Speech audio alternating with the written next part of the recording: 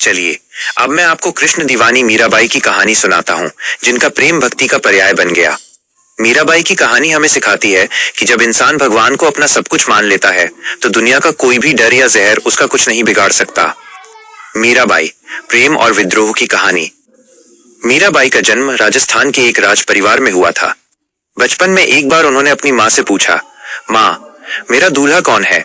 माँ ने खेल खेल में गिरधर श्री कृष्ण की मूर्ति की ओर इशारा कर दिया। बस उसी पल से मीरा ने कृष्ण को अपना पति और सर्वस्व मान लिया।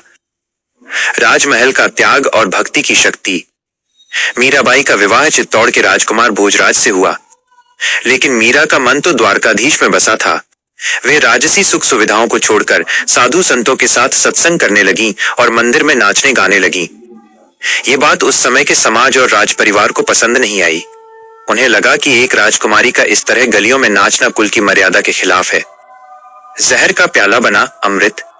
कहा जाता है कि मीराबाई की भक्ति की परीक्षा लेने के लिए उनके देवर राणा ने उन्हें मारने की कई कोशिशें की। जहरीला सांप। एक टोकरी में जहरीला सांप भेजा गया और कहा गया कि इसमें फूलों का हार है। जब मीरा ने टोकरी खोली तो भगवान की कृपा से वो सचमुच फूलों का हार बन गया। जहर का प्याला। उन्हें मारने के लिए राणा ने जहर का प्याला भेजा। मीराबाई ने इसे कृष्ण का चरणामृत समझकर खुशी खुशी पी लिया। उनकी अटूट भक्ति के कारण वो जहर अमृत में बदल गया और मीरा को कुछ नहीं हुआ। अंततः कृष्ण में समा जाना। मीराबाई अंत समय में द्वारका चली गईं।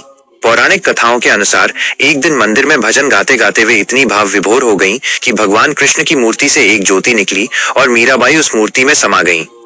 उनका दुपट्टा ही मूर्ति के चारों ओर लिपटा रह गया। मीराबाई की भक्ति की सीख।